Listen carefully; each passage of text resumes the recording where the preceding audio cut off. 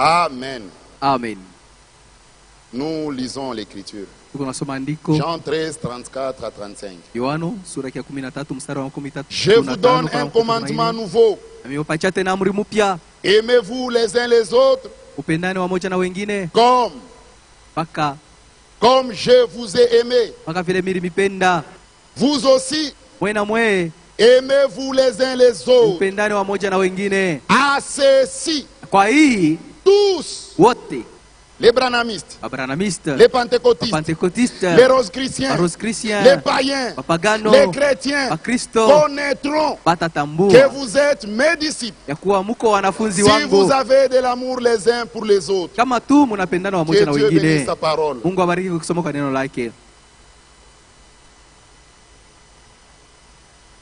À ceci, quand vous allez vous aimer comme moi je vous ai aimé,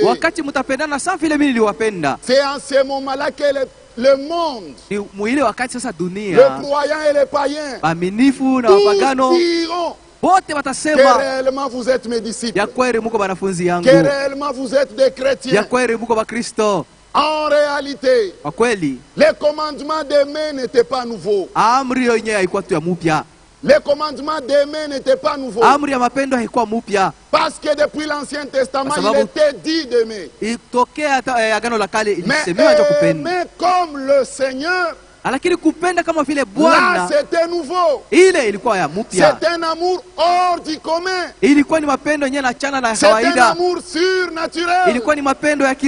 C'est un amour extraordinaire. Quand Dieu aime, même les païens peuvent dire que non, Dieu est amour. Il faut qu'il en soit ainsi même dans le cœur de chacun de nous. Ton amour doit convaincre même le païen.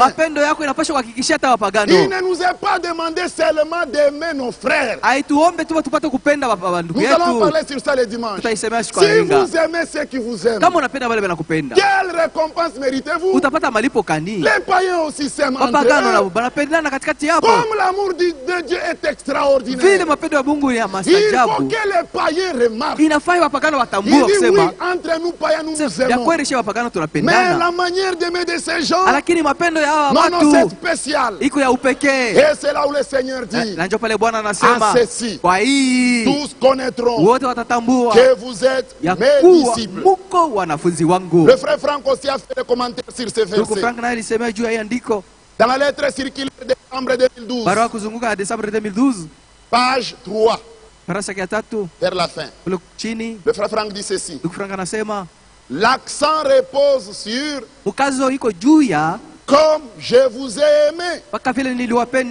Même le frère Franck, Dieu l'a permis de voir aussi cette différence-là de lui. Exactement de cette manière. Il dit, le véritable amour divin pratiqué est l'unique signe d'identification qui fait connaître que nous sommes réellement ses disciples. Pas n'importe quel amour, mais un amour divin pratiqué. Pas un amour verbal. Oh frère, je t'aime. Non, ce n'est pas ça. Un amour pratiqué.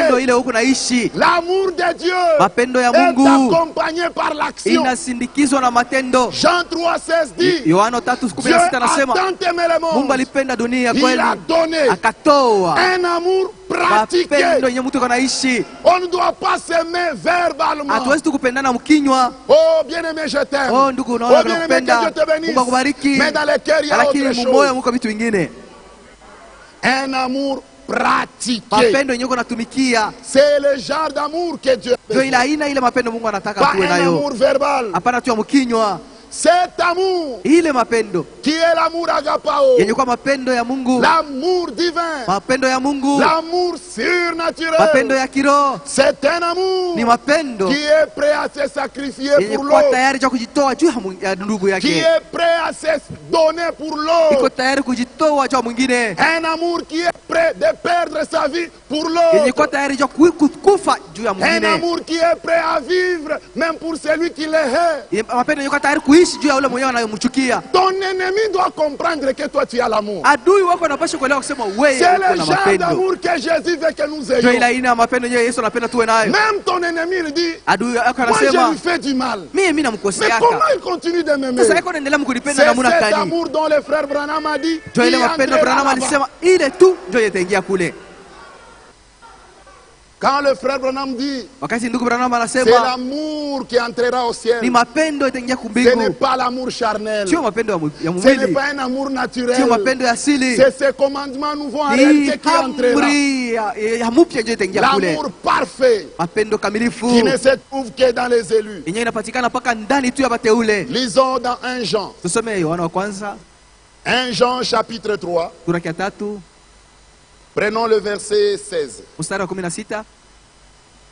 Nous avons connu l'amour. Tulijua mapendo. Écoutez. Usikie.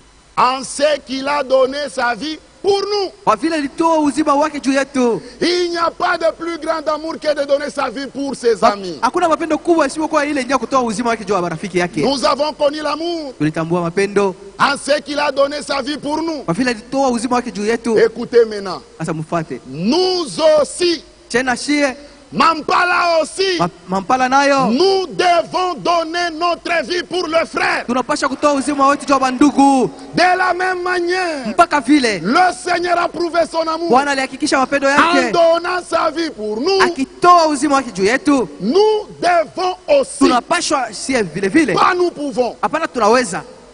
Nous devons. Tunapaswa. Ce n'est pas une supplication. Mais c'est un commandement. Lakini ni amri. Nous devons. Tunapaswa. Ne pas le faire, c'est pécher contre le Seigneur. Kama upashwe unamkosea Bwana.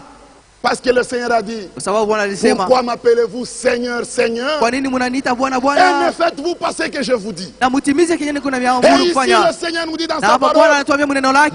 nous aussi, vile vile. nous devons donner notre vie pour le Tunapaswa frère. kutoa uzima wetu juu ya ndugu.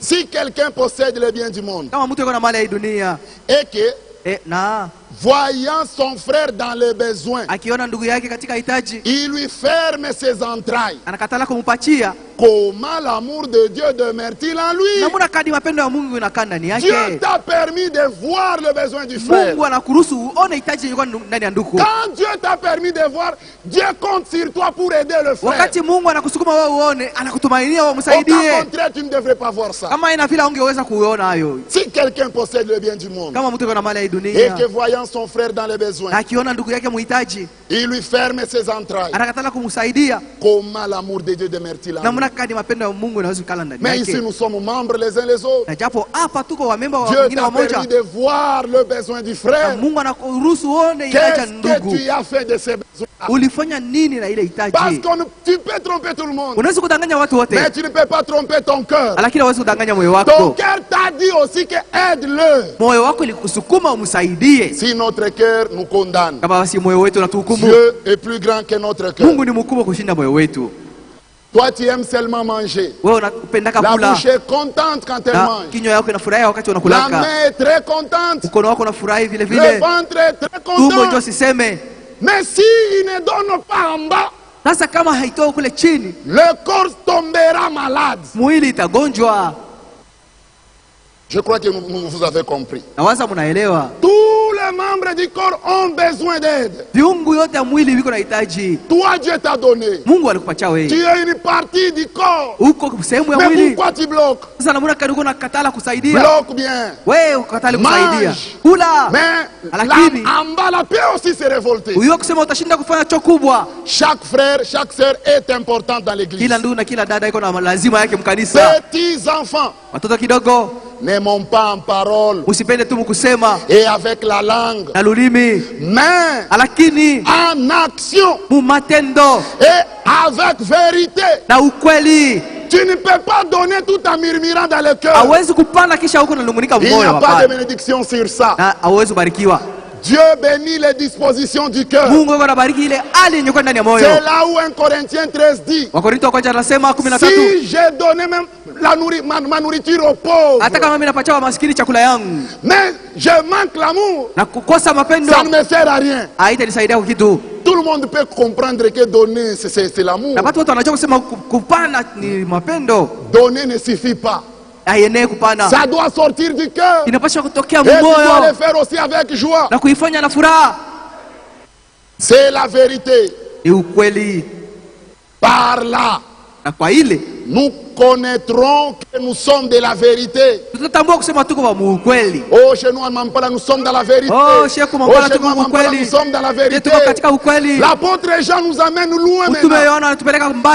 Il dit quand nous allons aimer en action avec vérité, c'est à ce moment-là que nous connaîtrons que nous sommes de la vérité. Et nous rassurerons nos cœurs devant lui.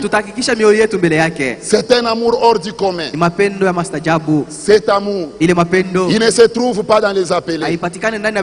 Il se trouve uniquement dans les cœurs des élus de Dieu. Rien que les élus pourront aimer de cet amour. Le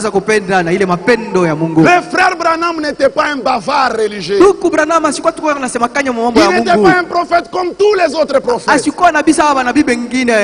Quand il a dit dans la prédication, étroite est la porte, il dit, je serai surpris de voir une douzaine de personnes dans cette génération aller au ciel. Il n'était pas bavard. C'est conforme à la parole de Dieu. Dieu, il est le Dieu du petit troupeau. Au ciel, il n'y aura pas beaucoup de gens. Regardez combien ils sortirent en Égypte. Environ 2 millions. Combien sont entrés? 2. Du temps de Noé, c'était des grandes villes comme Lubumbashi. Combien sont entrés dans l'arche? 8. Du temps de l'autre, c'était des grandes villes. Combien ont été sauvés? 3. C'est pourquoi frère Branham dit, je serais surpris dans cette génération voir une douzaine de personnes aller au ciel. Parce que nous devons nous aimer réellement. L'amour doit être sans hypocrisie. De la bouche tu me dis que Dieu te bénisse, mais à côté tu me critiques, mais néanmoins tu veux aller au ciel. Bien-aimé, que Dieu te bénisse. Nous irons au ciel, frère. Mais à côté, tu commences à me critiquer. Tu es Judas. Parce que Judas, il est venu chez le Seigneur. Il a baisé. Tout le monde pouvait croire que c'est le baiser d'amour. Mais c'était un baiser de trahison. Bien-aimé, que Dieu te bénisse. Bien-aimé, tu prêches bien. Vraiment, je suis édifié. Mais à côté, tu pars dire exactement le contraire de ce que tu as dit. Et quand même, nous voulons aller au ciel. Non, nous avons reçu un message de correction. Acceptons la correction et retournons sur la ligne. Écoutez, la grâce est encore là. Si tu te répands ce soir, le même Dieu qui a sauvé les autres, il peut aussi te sauver. Dieu n'aide pas les hypocrites. C'est pourquoi dans Apocalypse chapitre 3 il dit, comme tu n'es ni chaud ni froid, je te vomirai de ma bouche. Dieu n'aime pas les hypocrites. Si tu m'aimes, dis-le-moi réellement. Tu es pensé que tu ne m'aimes pas dans ton cœur. Mais ta bouche dit, mon frère, je t'aime. Tu trompes qui? C'est un amour qui protège l'autre. Un amour qui est tourné vers l'autre. Mon frère, la sœur que tu as dans le mariage, oui, elle est ta femme. On n'en disconvient pas. Mais n'oublie pas aussi que c'est une fille de Dieu. Oui, c'est ta femme. Ndio ni bibi yako. Mais elle a aussi un père dans les cieux. Lakini baba yake yuko mbingu. Toutes ces bêtises, tu les ramènes dans ta famille. Makosa yake yote huko nenda kuisema mjamaa yako. Tu la dénigres dans ta famille. Huko na mzarau mjamaa yako. Dieu te jugera pour ça. Juu ya ile Mungu atakusambisha. S'il y a des problèmes dans le couple, kama mambo iko mundoa, asseyez-vous comme frères et sœurs. Mwikale kama vile ndugu na dada. L'écriture est claire. Andiko kwa wazi. Si ton frère a péché, kama ndugu yako anatenda dhambi, ça concerne aussi ta femme parce que c'est inamwangalia dada yako, bibi yako sababu ni dada. Si ton frère a péché, kama ndugu yako alikosa, va le voir à vous deux. Wende ukamuone wewe peke bawili. Mais ta femme a commis des dégâts. Sasa bibi yako anafanya kosa. Elle a été insoumise. Alishindwa kukutii. C'est arrivé comment dans ta famille? Sasa ilifika je ile habari kwa jamaa yako? Ilifika kwa muujiza gani kwa jamaa yako? Mais on sait qu'on a l'amour. Kisha unasema tunapendana. Non, l'amour de Dieu protège. Mapendo ya Mungu na wao inalinda mwingine. L'amour divin couvre. Iko nafunika ile mapendo ya Mungu na Biblia inasema mapendo couvre une multitude de péchés. Iko nafunika dhambi ya mingi. Oh, elle n'enfante pas. Oh, ashizalake. Est-ce que c'est son problème? Ni mambo yake. Lisez la Bible. Usome Biblia. C'est Dieu qui rend stérile, c'est Dieu qui rend fécond. Anafanya kwa mtu akwatasa na mtu apate kuzala. Déjà elle a un problème. Eko na mambo na magumu. Elle pleure déjà dès le départ. Eko na lia mwanzo. Parce qu'elle est stérile. Kwa sababu anashindwa kuzala. Au lieu dans ce cas-là l'aimer, pale hawakumpenda, la mettre à l'aise, na kumsaidia awe mzuri, aussi à l'attaquer dessus. Wewe tena unaenda kumkombanisha tena zaidi. Ça c'est quel cœur? Ile ni moyo kani. L'amour de Dieu, mapendo ya Mungu, il protège. Iko na kinga. Mon frère, ma soeur, ndugu yangu na dada yangu, tu es incapable d'aimer l'autre par rapport à toi-même. Kumupenda mwingine kufuatana na wewe mwenyewe. Comment serais-tu à mesure d'aimer comme le Seigneur? Sasa utapenda namna gani sawa vile Bwana anasema tupendane? Parce que ta femme c'est ton corps. Kwa sababu bibi yako ni mwili wako. Tu es incapable d'aimer ton corps. Unashindwa kupenda mwili wako. Un amour naturel. Mapendo tu ya mwili. Tu échoues. Unashindwa. Est-ce que tu réussiras à cet amour surnaturel? Kefula basi mapendo ya Mungu. Où sont les Elkana aujourd'hui? Elkana leo weko wapi leo? Elkana. Sa femme était stérile. Bibi yake alikuwa anazala. Mais lisez la Bible. Sasa kusoma Biblia Samuel wa kwanza sura kwanza. Elkana la mettait à l'aise. Elkana alikuwa anamfanya nani bibi yake alikuwa mzuri. Ana alikuwa analia, alikuwa analia. Mais lisez la Bible. Lakini msome Biblia. Elkana lui dit, Elkana est-ce que je ne te donne pas ce que tu as besoin? Mimi sikupatia kufuatana mahitaji yako. Est-ce que moi je ne vends pas plus que 10? Mimi sina na bei kushinda watoto wako 10. Où sont les Elkana aujourd'hui? La sœur elle a déjà une plaie. Elle est stérile. Elle a besoin d'allaiter. C'est déjà un problème. Il faut l'aider à se relever. Proverbe 30 dit, il y a 4 choses insatiables. C'est dans Proverbe chapitre 30. Le séjour des morts ne dit jamais assez. Depuis que les gens meurent, le séjour des morts n'a jamais été le séjour des morts, la terre, depuis que la pluie a commencé à tomber, la terre n'a jamais été satisfaite. La troisième des choses, le feu. Moto. Quand il y a une flamme de feu, si vous attisez le feu, elle va jamais laisser. Elle va continuer à brûler. C'est une femme stérile. Elle ne dit jamais assez. Même si vous lui payez un pagne, elle se réjouira. Elle continuera toujours à se lamenter. Tu l'amènes en Europe. Aussi longtemps qu'elle n'a pas encore accouché, ça ne suffira pas. Aide-la. Mais tu commences à la critiquer. Je vais prendre la deuxième femme. Ça, tel que le frère Kazadi l'a toujours dit, ce ne sont pas les habitudes de chez nous. Abraham avait une femme stérile. Abraham n'a jamais pensé à une deuxième femme. Parce que la femme, elle est innocente pour ça. Ce frère. Oh, je vais prendre la deuxième femme. Prends-la. Il n'y a pas de problème. Mais sache que la stérile là continuera à pleurer. Et Dieu l'écoutera. C'est la vérité. Tu commences à amener ces histoires dans ta famille. Écoutez, le frère Franck est en train de dire dans le mariage problème ancien, il dit les élus ne se contenteront que de la volonté parfaite de Dieu. Mais les appelés, la volonté permissive leur suffise. Moi je crois qu'il y a des élus ici. Les élus ne doivent se contenter que de la volonté parfaite de Dieu. Écoutez, que vous le vouliez ou non, la polygamie c'est la volonté permissive. Que vous disiez amen, que vous refusez, moi je dis amen parce que c'est la parole de Dieu. Dieu dans sa pensée originelle, dans sa pensée parfaite, il n'a jamais prévu un homme avec beaucoup de femmes.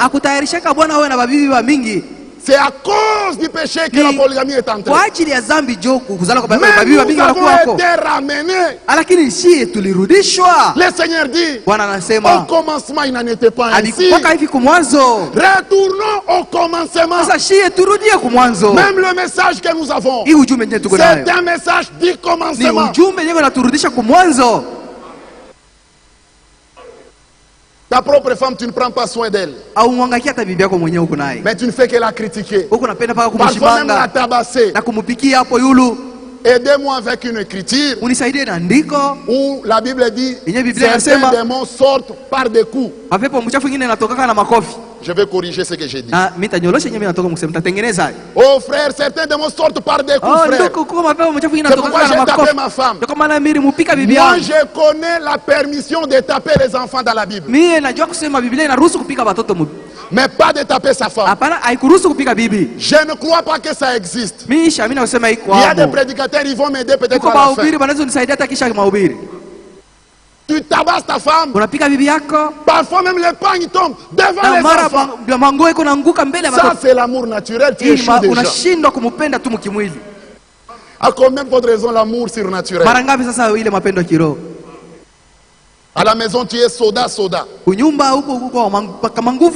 Mais avec les autres sœurs, tu plaisantes. Non, c'est contraire à la parole. Si vous lisez dans Genèse chapitre 26, le verset 8, quand Isaac avait trouvé refuge chez Abimelech, il avait trompé que c'était sa sœur. Comment Abimelech a détecté que Rebecca était sa femme? La Bible dit il a vu Isaac plaisanter avec sa femme. Il a compris. Vous êtes mariés, vous m'aviez trompé. Si tu veux plaisanter, plaisante avec ta femme. C'est la parole de Dieu. Toi, ta femme, c'est soda. Mais avec les sœurs, ce n'est pas correct. Nous voulons aller au ciel. Et aujourd'hui, les gens aiment trop la volonté permissive par rapport à la volonté parfaite. Tout ça pourquoi? Parce que dès le départ, le choix était mal fait. Comment tu peux choisir une femme pour, après des années, choisir une autre? Si tu fais réellement le choix comme le frère Branham nous a enseigné, dans le choix d'une épouse, il nous dit d'entrer avec beaucoup de prières. Écoutez, Dieu te donnera une bonne femme. Dieu te donnera un bon mari. Et tu ne regretteras jamais. Comme tu avais fait des aventures dès le départ, l'erreur va te rattraper. Et tu divorces avec la sœur arbitrairement. N'oublie pas que le frère Franck dit dans le mariage problème ancien, si tu divorces avec ta femme arbitrairement,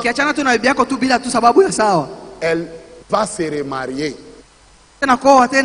Mais elle va vivre dans l'adultère. Mais ce péché d'adultère là, Dieu ne la demandera pas compte. Il va te demander toi mari compte. Parce que c'est toi qui l'as exposé à devenir la femme d'un autre. Dans l'église il y a de l'ordre. Suivons la conduite de Dieu dans son église. Elle va se remarier. Tu la répudis parce qu'elle est stérile. La Bible l'autorise de se remarier. Même si Dieu est vivant. Oui, elle vivra dans l'adultère. Mais Dieu ne la demandera pas compte. C'est toi qui paieras pour ça. Lisez ça dans le mariage problème ancien. Cet amour, c'est un amour hors du commun. Retournons dans l'amour divin. Qui donne d'abord l'amour naturel. Parce que déjà là beaucoup ont échoué. Que Dieu nous assiste tous. Même moi qui prêche, j'ai besoin aussi de l'aide du Seigneur. Un homme de Dieu dit même les choses qui le condamnent lui-même. Luc chapitre 22. Verset 31. Le Seigneur dit, Simon, Simon, Satan vous a réclamé pour vous cribler comme le froment. Écoutez, verset 32. Mais j'ai prié pour toi afin que ta foi ne défaille point. Ça c'est l'amour de Dieu. Un amour qui est tourné vers l'autre. Mais aujourd'hui, un frère tombe, les autres acclament. Ce n'était pas ça l'expérience du Seigneur. Quand le Seigneur a vu Pierre et les autres dans les dangers, elle a couru à genoux, en train d'intercéder pour eux.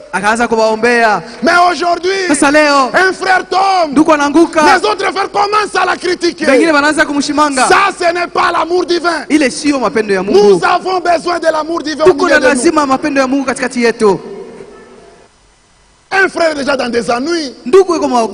Tu commences à la critiquer, à la mépriser. Le jugement de Dieu viendra. Regardez ce que le frère Branham nous dit. COD volume 2. Page 639. Paragraphe 251. Ou bien question-réponse du 15 octobre 61.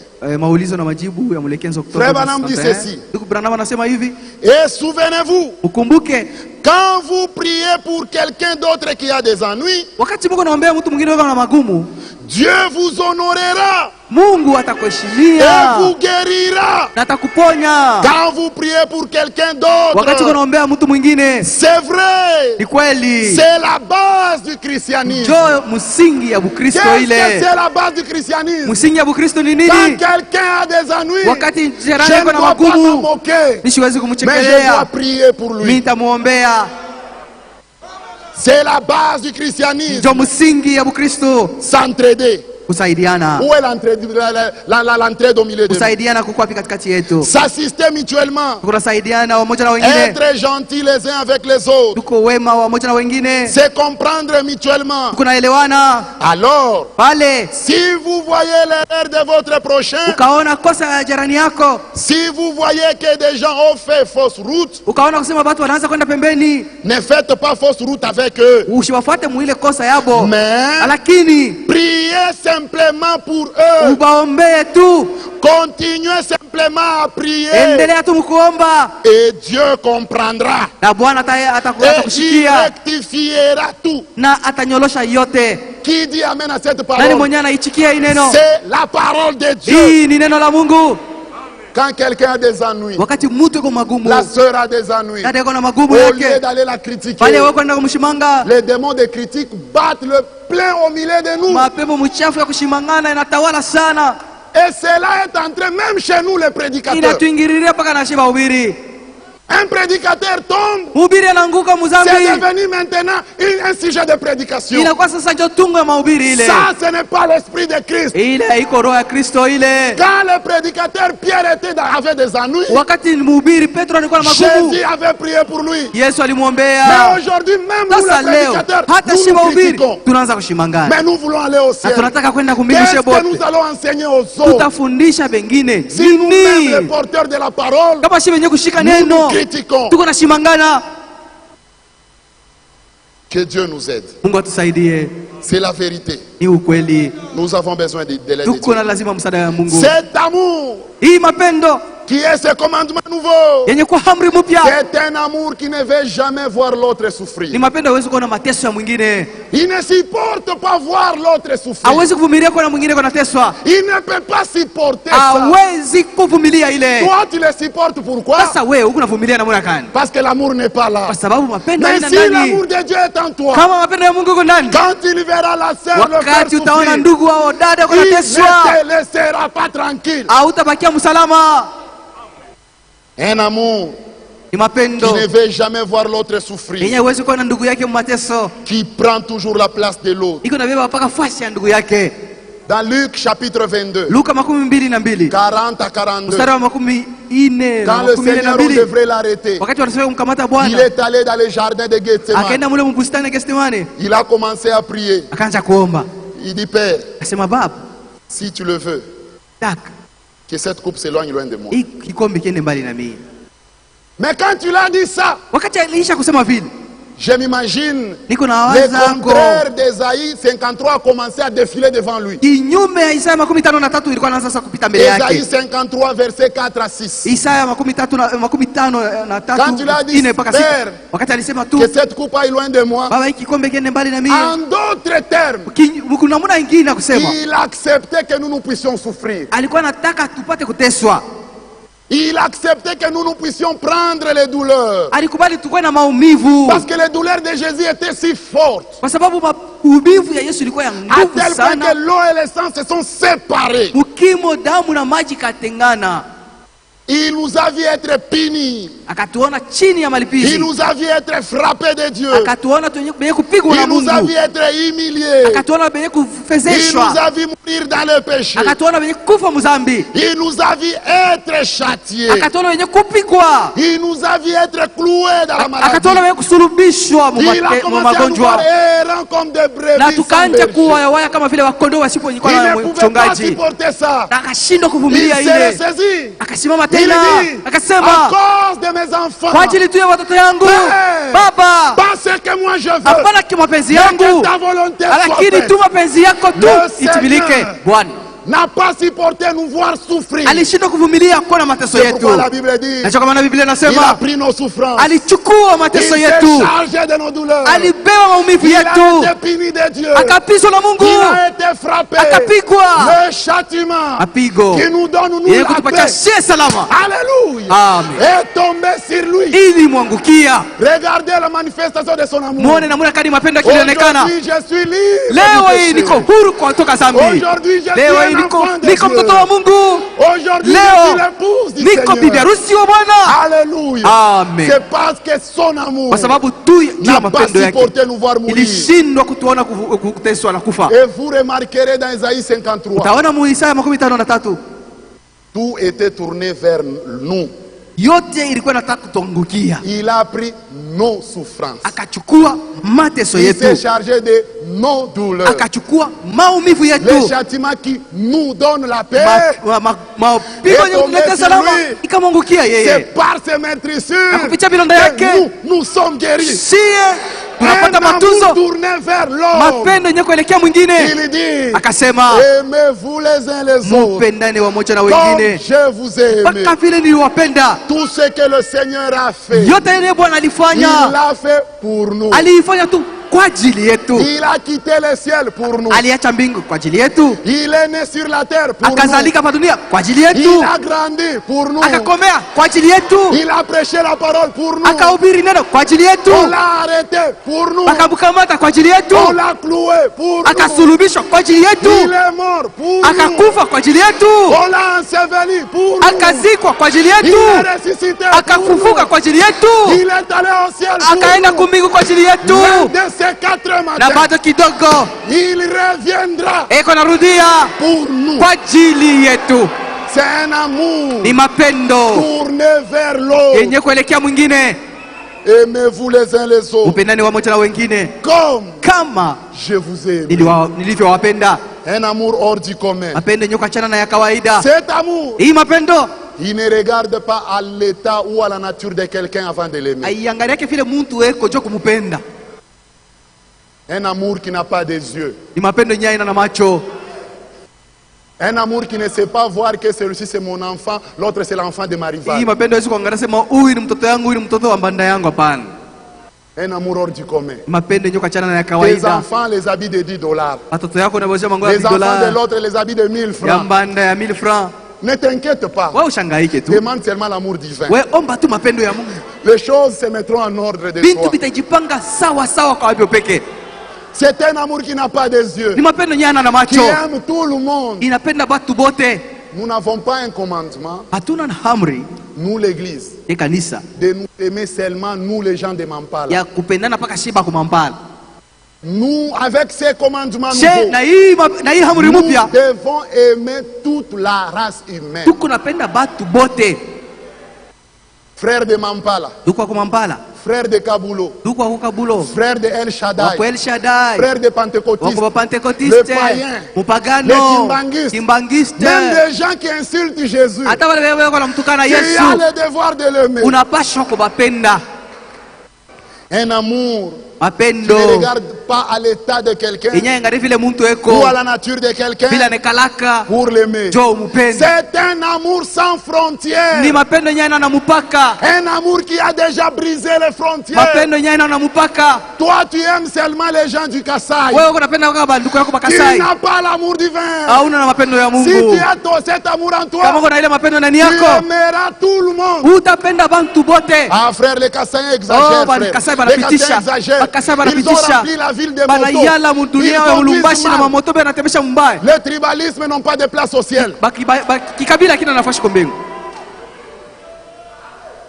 Dieu.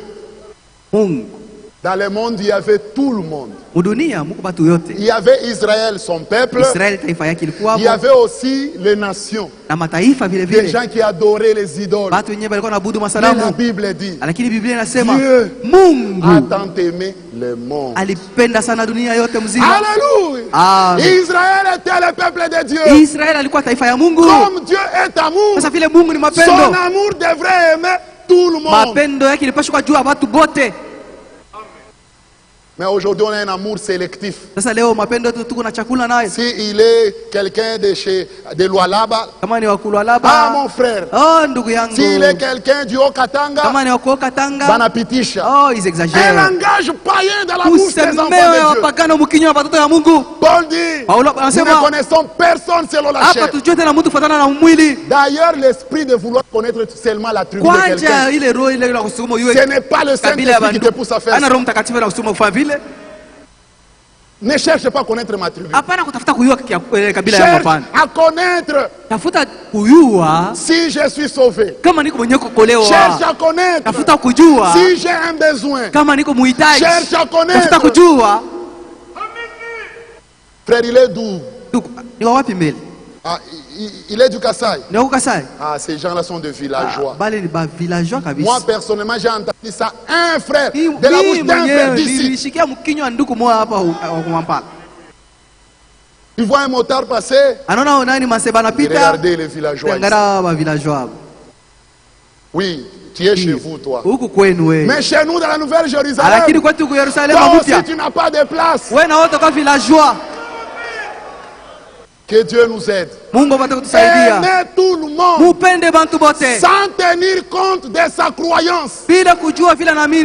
Il y a des frères qui ont la haine des dénominationnels. Ça, ce n'est pas le Saint-Esprit qui les conduit. Lui, c'est ma frère, nous sommes les aigles. Nous sommes les aigles, frère. Tu n'es pas un aigle, tu es un corbeau. Si tu étais un aigle, tu devrais comprendre que l'amour de Dieu est sans frontières. Le Seigneur, il n'a pas regardé ta condition avant de venir chez toi. Et quand il est venu en Israël, on l'a taxé comment? L'ami des publicains.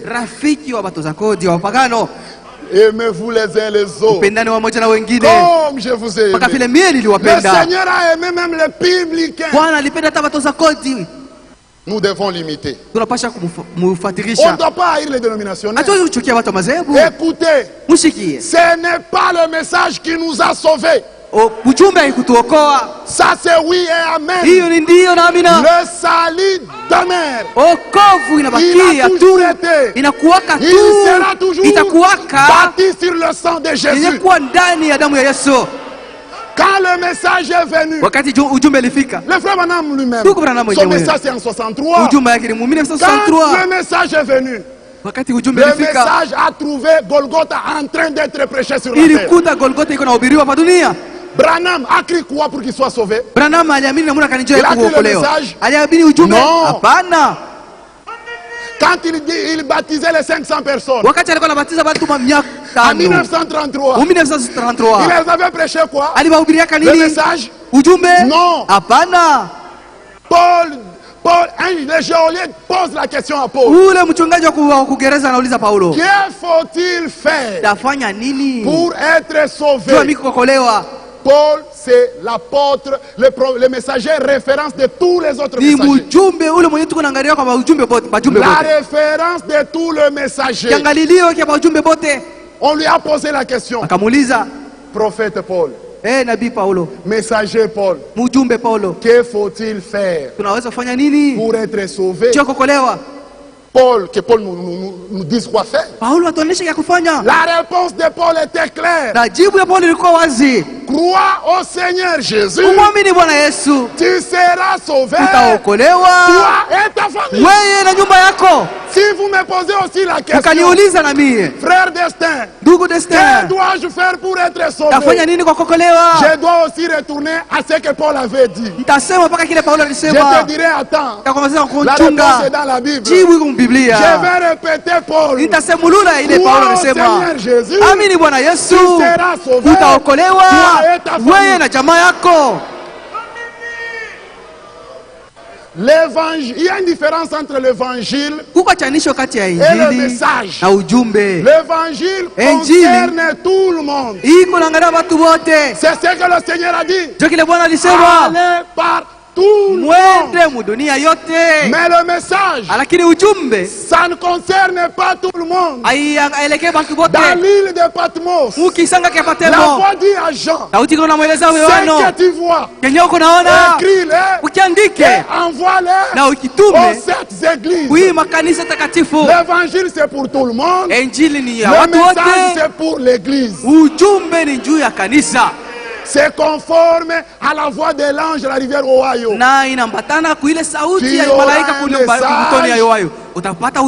Qui préparera. Écoutez, Dieu n'est pas fou. Il n'ignore pas le verbe sauver.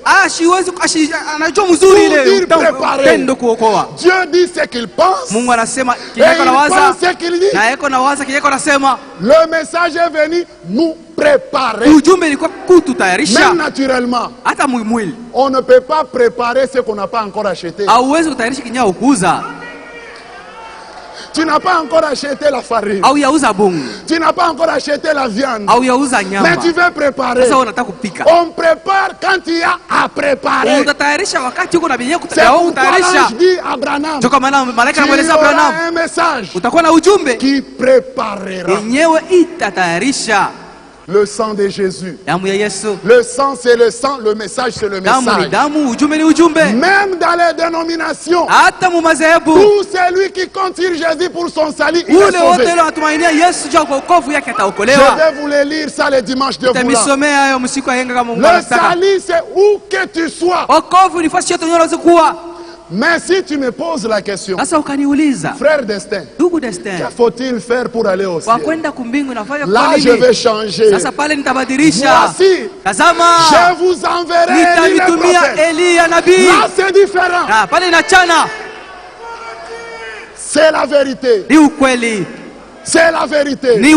C'est ainsi dit le Seigneur par l'écriture. C'est vrai. Même dans les dénominations, nous avons des enfants de Dieu maintenant. C'est pourquoi tu n'as pas le droit d'aimer seulement les gens de Mampala. Si nous croyons que là il y a des enfants de Dieu, et toi tu es enfant de Dieu, entre vous les enfants de Dieu, vous êtes qui?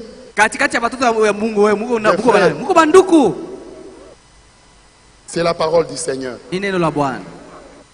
C'est oui et amen.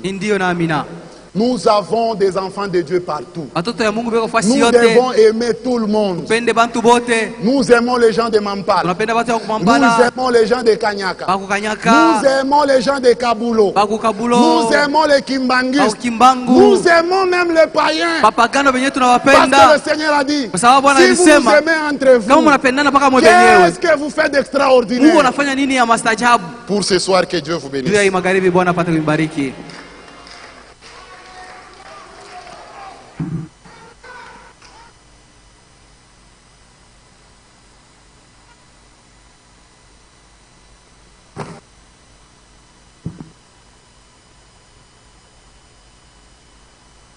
La chorale d'amour de Dieu, aussi merveilleux.